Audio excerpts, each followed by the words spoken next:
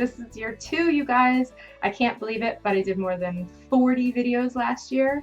And because you have watched and shared and commented, we are moving ahead on our 2nd anniversary. Now, what I've noticed over the last year through all of your submissions of questions is that many of you have very similar challenges. So I'm kicking off year 2 tackling a very common family conflict theme that has likely come up if you're the parent of 2 or more children.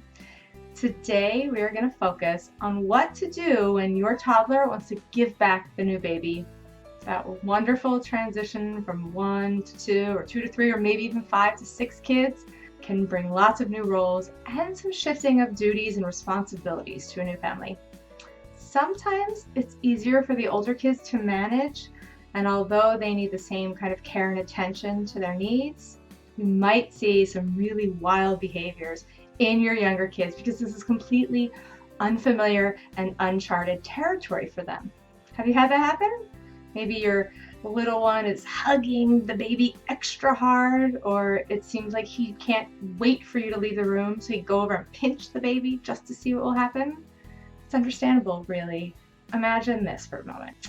If your spouse or partner, or even your best friend if you don't have a partner, imagine that the person closest to you suddenly became preoccupied, maybe a little bit cranky or tired all the time or extra busy, and then they start filling the house with all kinds of new clothes and new furniture.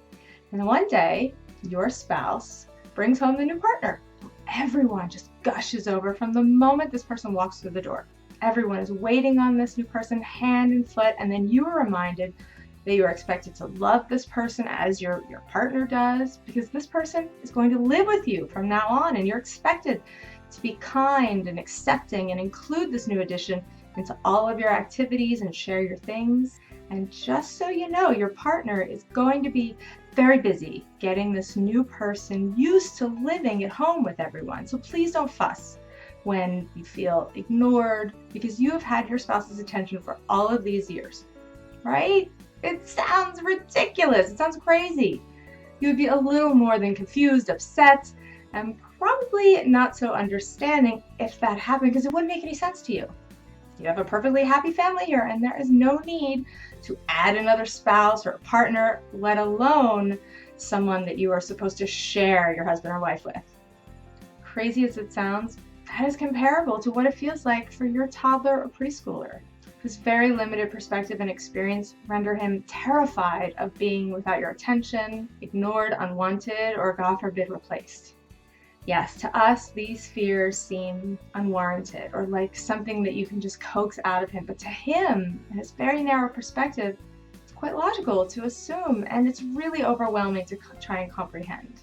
Now, your child's ability to control his behaviors in response to his very strong emotions, it's a weak muscle. It needs to be strengthened and matured. This is what's causing him to overreact, not that he's needy or spoiled or defiant. It is normal for your child to have feelings of jealousy and confusion by the intrusion of this new person, especially when they are taking up so much of your time that your child is used to being on the receiving end of. So more logic, more legitimizing, while it may be true and seemingly helpful, it can't grow a brain. Telling your child what will happen and how it will be okay, or what he should do to feel better, that will not make him mature any faster. You have to be the anchor. What will grow his brain is the experience of recovery through using you as that anchor. Now, usually what happens is child throws out the signal that they need help. They throw out the anchor. And then what we do is we catch it, we throw it back to them. And we're like, no, I just told you, steer properly, sail that boat. And then the storm blows him over because he just can't adjust his sails fast enough.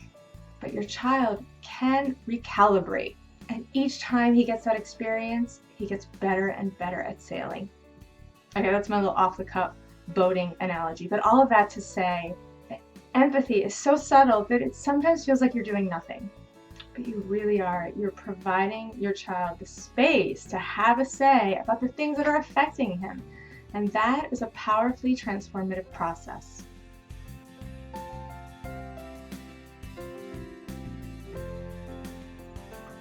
So here are my 5 tips for helping your child get through a new sibling transition. My first tip is to prepare your child for change. If the new baby isn't here yet, or even if she is, prepare your child by inviting him to be part of the process, helping you set up the nursery, pick out paint colors, choosing toys or clothes. Get together and read lots of picture books about new babies or birth, becoming a big brother or sister, so your child can have an idea of what to expect without forcing it on them and giving them all these new rules and roles that they're going to have to abide by. Tell stories to your child. Tell him the story of his own birth. Tell stories about what you want to do as a family when the new baby gets here. Fantasize and visualize about the happy times that you intend to have. This will give kids lots of opportunity to see and hear about the new baby and about what's to come, sort of like a run through about what's going to happen. The more of that your child has, the more you can alleviate some of that transition trouble, especially with kids who have a lot of trouble with transitions. A picture book or a list of what will go down pre and post birth will go a long way to alleviate your child's fears about separating from you, or maybe being in unfamiliar places or staying with unfamiliar people. And my next tip is to please expect regression. You can expect lots and lots of regression during this time. Your 4-year-old who suddenly wants a bottle, or your 2-year-old who suddenly wants to be held all the time, or your 3-year-old who suddenly wants to wear a diaper all over again. Now here's the thing, even if you can't fulfill all the needs, try not to be so hard on yourself or feel like you have to respond with a fix. Resist the urge to dismiss or shame your child into acting her age or acting like a big boy. Instead of judging and saying things like, "You're not being a big girl," or "I need you to be more helpful," "That's not nice, we love the baby, of course the baby is staying," just leave the shame and the guilt behind, and just reflect what you hear through a compassionate lens. You're sad and it feels hard to control your body. It's not fun being a big sister. It's new and you don't like it right now. You wish you could be the baby. Having the baby here all the time feels frustrating and it's scary and you don't like that feeling. And then don't feel the need to defend your actions or the baby. Just leave it at that feeling place. My next tip, think long term and encourage your child to express his feelings, even the negative ones. It's going to take some time for your child to adjust. So it's important that his feelings, even the negative ones, are given that same kind of attention as his behaviors. We often focus on all that's going wrong and we want to fix it, change it, shush it, rationalize it away, or by directing kids' actions, rather than helping them guide their emotions back to center. We try to redirect their attention away from their feelings or away from their crying. We offer advice or directives, but really, we should just listen. Don't say anything. Think about your long-term goals, which are to help your child access his own compassion and self-regulate. If it's hard to listen to that whining or crying, hum yourself into a happy place and take some deep breaths. Your child may not be able to do that, but you are the grown-up. I know that you can do this. Allow your child to unload their negative feelings without feeling shamed or judged. This is really, really key. And you can do this through play or storytelling. All right, my next tip is to give your child uninterrupted mom and me time, or dad and me time. Your child is going to crave that one-on-one time to the degree that he's no longer receiving it. If your child is used to being the only child or the youngest, the baby, he may have some more difficulty understanding why he's no longer getting so much attention or why he has to give up that role. So setting up quality, uninterrupted one-on-one time is going to be crucial to avoiding behavior problems, because you're going to be filling up your child's attention cup with lots and lots of quality time.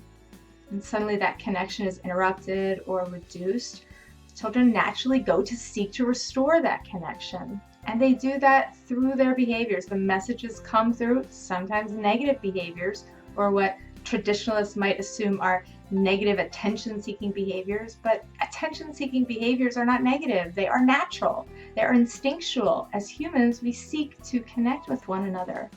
So setting up 15 minutes to build a Lego castle or dig for dinosaurs or play with dolls uninterrupted, without the phone, without the baby, without the TV, is going to save you lots and lots of tantrums and times of non-cooperation. Or taking your child out for an afternoon, doing things that only he can do as an older child, is going to show him the benefits of being older and the things that you guys can do together now.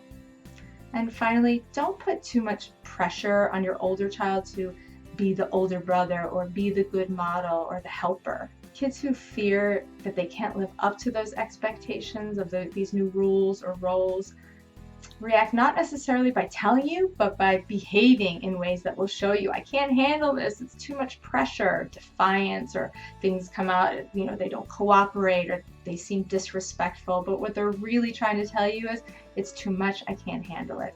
Of course, every child and every situation is going to be different. So if you're needing some more personalized attention, please check out my Peaceful Solutions for Parents and Kids online series. You guys, that was my teachable moment for you. I hope that you found it helpful and I would love to know, so please keep in touch, drop me a note, leave me a comment down below, and let me know what's on your mind. Thank you so much for continuing with me in our second season and for sharing and liking these videos. I will see you next week. Until then, please remember, it's about consciousness, not perfection.